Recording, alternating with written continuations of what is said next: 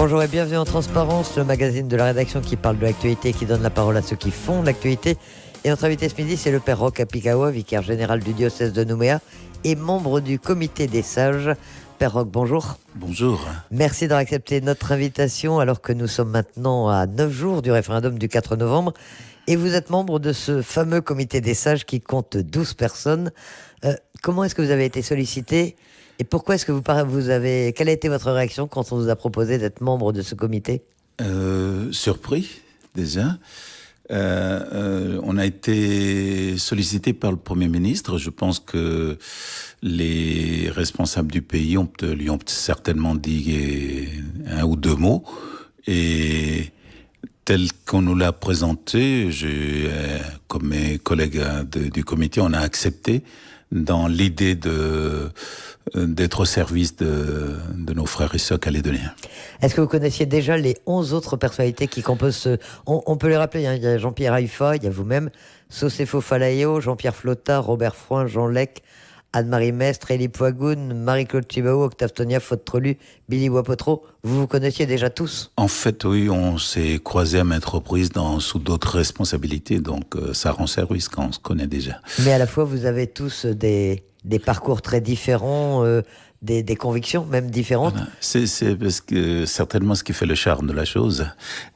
Et comment vous êtes arrivé à créer le dialogue entre vous sans problème, vous êtes retrouvés sur un certain nombre de valeurs ? Je crois que le point commun était que on avait deux points communs a priori, c'est que nous sommes tous des gens qui avions vécu les événements et qui souhaitons que ces choses-là ne se renouvellent pas. La deuxième chose qui nous est commune à nous tous, c'est que on a un acte de foi à nos responsables calédoniens. Et comment est-ce que vous avez travaillé ? Vous vous êtes réunis régulièrement depuis la mise en place de ce comité ? Alors, on a notre président, Jean Lec. Vous l'avez élu ? Ça s'est fait comment ? Élu, en fait, dès les premières réunions, il y a eu un consensus de l'âge, mais aussi de l'expérience. Jean Lec est bien connu de tous les Calédoniens, des Nouméens en particulier, mais pas seulement, aussi à l'extérieur, et on lui a fait confiance, et jusqu'à présent, il nous a pas déçus, et je crois qu'il nous décevra pas. Du reste, notre mission, c'est jusqu'au 4 novembre. Au soir du 4 novembre, on va peut-être un peu suivre les élections, mais au-delà, je crois qu'on suspendra nos tabliers au-delà de cette date. Le comité des sages aura fini sa mission, aura vécu. Alors vous travaillez comment ? Donc vous avez un président, c'est Jean Lec ? C'est Jean Lec. Le public ou l'un ou l'autre lui suggère un point. On devait veiller. La mission spécifique, c'est qu'on veille à ce qu'il n'y ait pas de dérapage dans les propos de ces élections, dans la propagande et tout cela.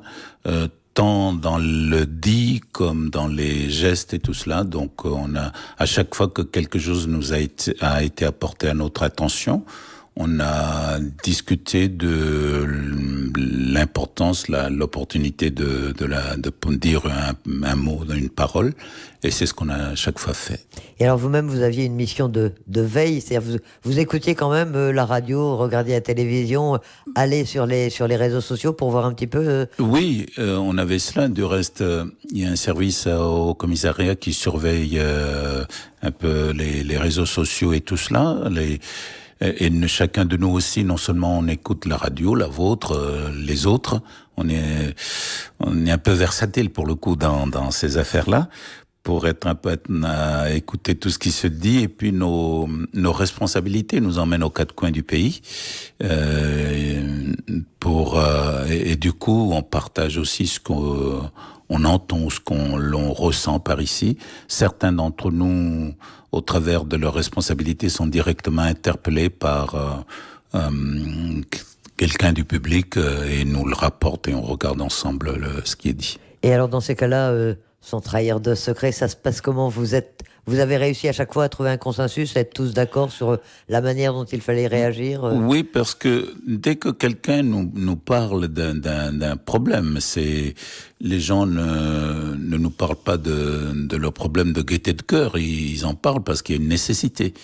Et donc, une fois qu'on a fait un consensus autour de cela, on se dit quel type de parole ou quel geste, qui rendra visite à qui pour voilà. Vous alliez ensuite auprès des personnes mises en cause dont vous avez signalé. Voilà, mais il y a eu un préalable. On a pris aussi la décision de visiter toutes les maisons politiques du pays et qui nous ont toujours bien reçus.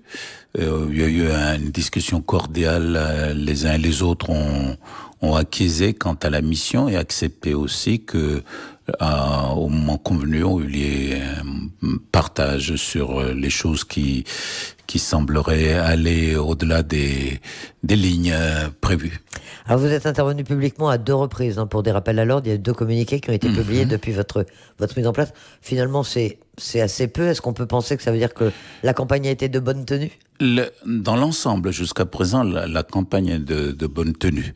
Mais il a fallu aussi rester attentif pour regarder d'autres aspects de choses. Nous avons été très intéressés par ce qui se passe à Kouawa, se passe à Kouawa et en d'autres lieux quand les choses se passent. Par exemple, on regarde avec beaucoup d'intérêt le problème que posent nos pompiers bien-aimés en ce moment.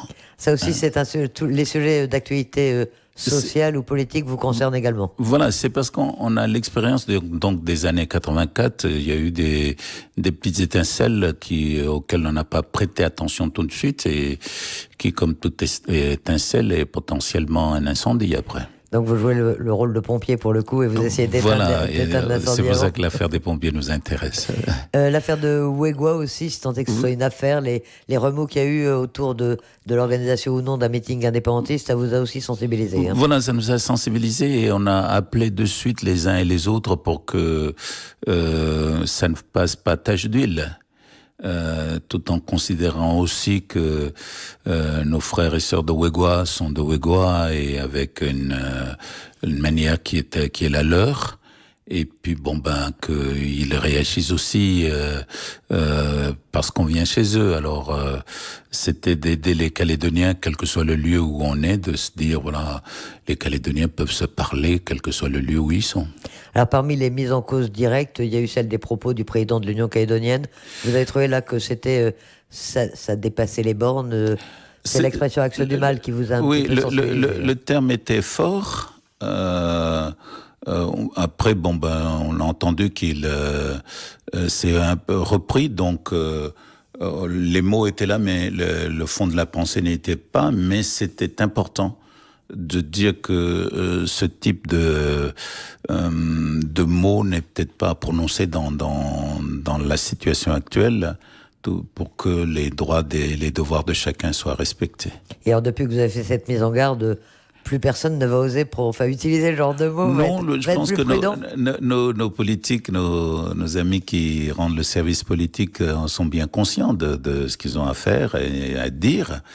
Et c'est bien qu'on n'ait pas eu à se réunir, les singes n'aient pas eu à se réunir, c'est bon signe. C'est parce qu'il n'y a pas eu besoin de le faire. Et puis, il faut dire aussi qu'en Calédonie, l'exercice du suffrage universel a commencé à dater maintenant de quelques décennies. Et depuis, les uns et les autres ont appris à faire.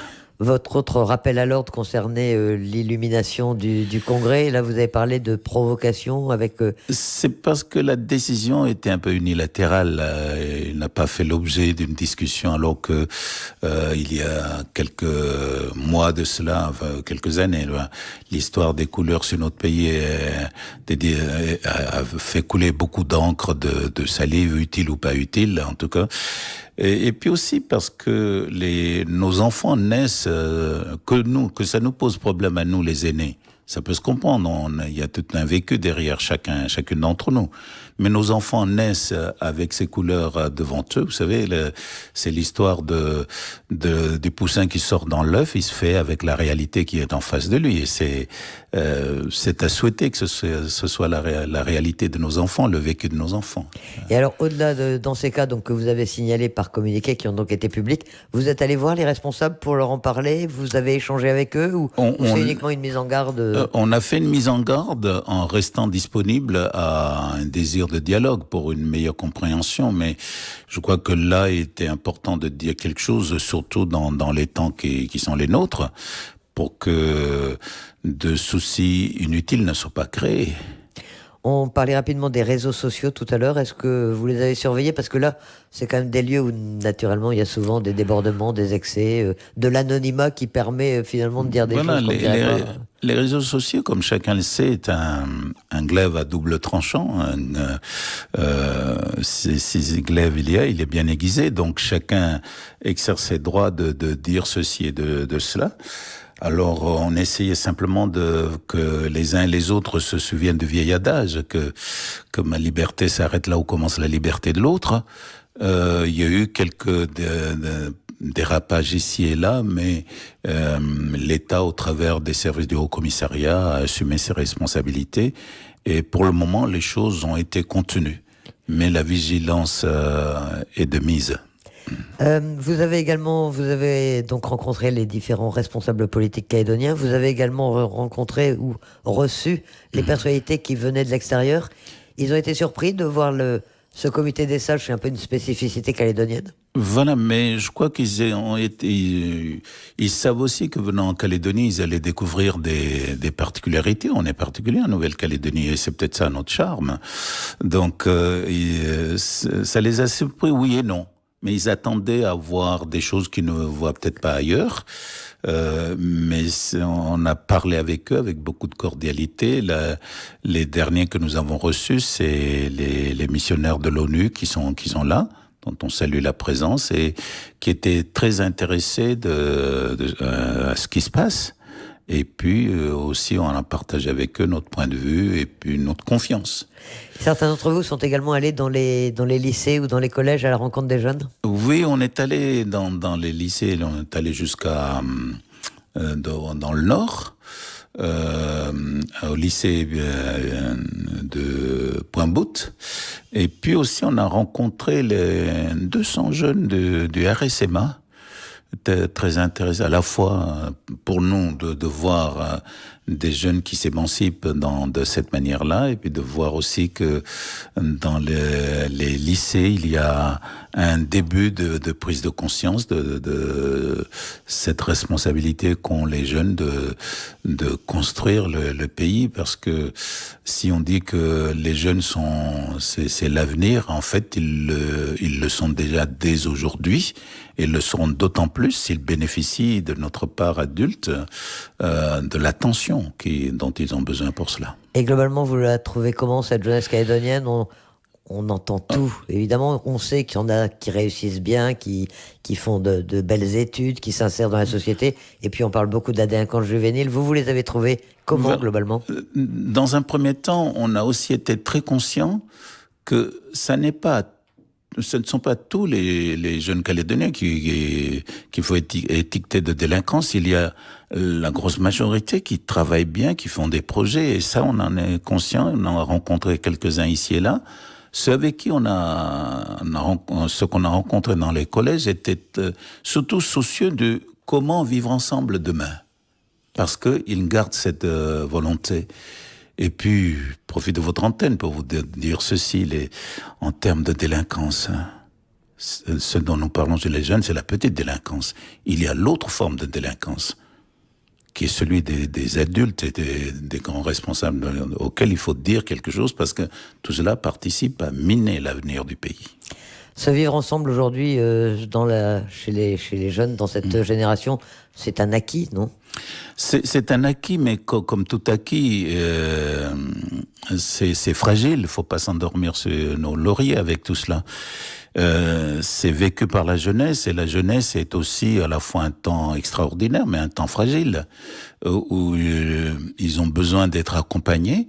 Ce vivre ensemble a besoin d'être accompagné, et puis aussi il doit bénéficier sans cesse de l'expérience des uns et des autres.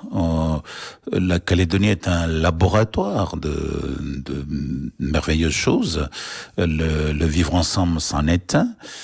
Encore une fois, c'est pas des lauriers acquis, c'est des lauriers qu'il faut entretenir.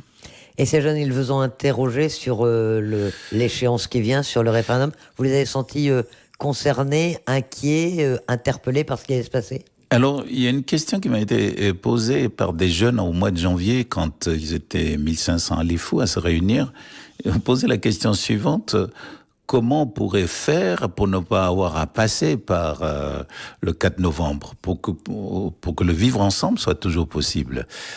C'était une question. Et puis l'autre question, c'est, voilà, elle était toujours sur le vivre. Est-ce que, au-delà de toutes ces échéances, ils vont continuer à vivre ensemble, voilà.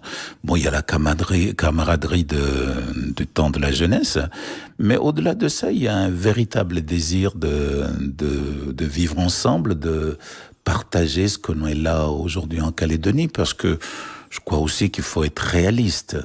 Notre, sans vouloir se pavaner de glorioles, la situation n'est pas si mauvaise que cela, comparée au reste du monde.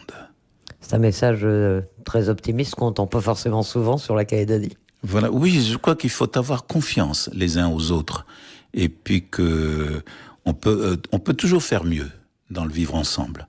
Mais le vivre ensemble est un sillon qu'on peut creuser. Cette échéance du 4 novembre pour laquelle donc le comité des sages a été mis en place, vous le disiez, les 12 sages ont connu la période des événements.